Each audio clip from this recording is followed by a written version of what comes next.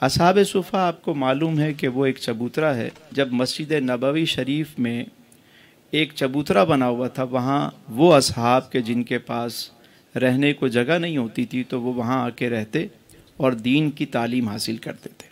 یعنی اسلام کی پہلی درس گاہ تھی، پہلی تربیت گاہ اور درس گاہ اصحاب صفا کہلاتی۔ مگر ان اصحاب کا معمول الگ تھا۔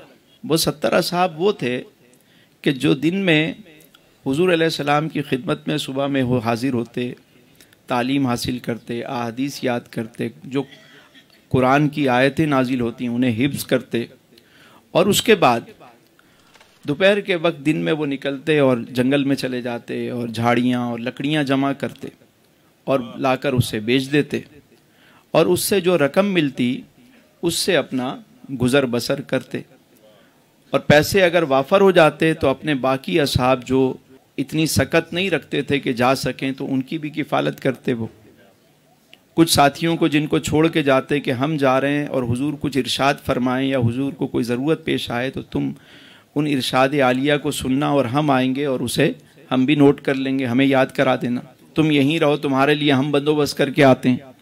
لوگوں کے سامنے ہاتھ نہیں پھیلاتے تھے، اور جو لکڑیاں لے کر آتے تو کاشانہ اقدس میں جتنی لکڑیوں کی ضرورت ہوتی تو وہاں بھی پیش کرتے اور باقی بازار میں بیچتے، اپنا گزر بسر کرتے۔ میں حیران ہوتا ہوں جب سیرت کو پڑھتا ہوں اور دیکھتا ہوں کہ اسلام کا پہلا مدرسہ، پہلی درسگاہ اور اصحاب صفا کی تربیت میرے حضور نے کیسے فرمائی کہ کسی کے آگے ہاتھ نہیں پھیلاتا۔ حضرت ابو ہریرہ رضی اللہ تعالیٰ عنہ ارشاد فرماتے ہیں کہ بسا اوقات بھوک اتنی زیادہ ہوتی کہ میں سم ٹائم ایسا بھی ہوتا کہ میں پیٹ کی آگ بجھانے کے لیے، پیٹ کی گرمی کو ختم کرنے کے لیے میں مٹی پر پیٹ کے بل لیٹ جاتا تاکہ زمین کی ٹھنڈک سے پیٹ کی گرمی ختم ہو، لیکن کسی کے آگے جا کے دستے سوال دراز نہیں کرتا۔ یہ میرے حضور کی تربیت تھی، اور یہی مسلمانوں کی کامیابی تھی کہ اوپر والا ہاتھ نیچے والے ہاتھ سے۔ میرے حضور کی ساری زندگی، پوری تعلیم جو ہے وہ دینے پر ہے۔ سوال کرنے کو اسلام پسند نہیں کرتا، اس سے خودداری اور خود ہی مرتی ہے، اور یہی تعلیم تھی۔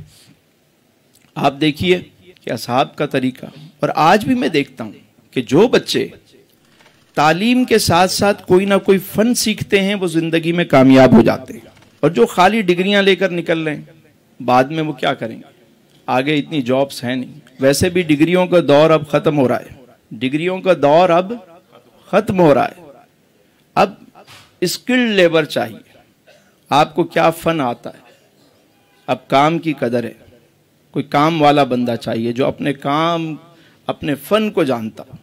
تو اگر تعلیم کے ساتھ ساتھ بچہ کوئی فن سیکھتا ہے، کوئی کام سیکھتا ہے، چاہے وہ دینی تعلیم ہو چاہے وہ دنیاوی عصری تعلیم ہو، تو یہ بڑا ضروری ہے، اور یہ حضور علیہ السلام کی سیرت سے، صحابہ کے طریقے سے ہمیں یہ بات معلوم ہوتی ہے۔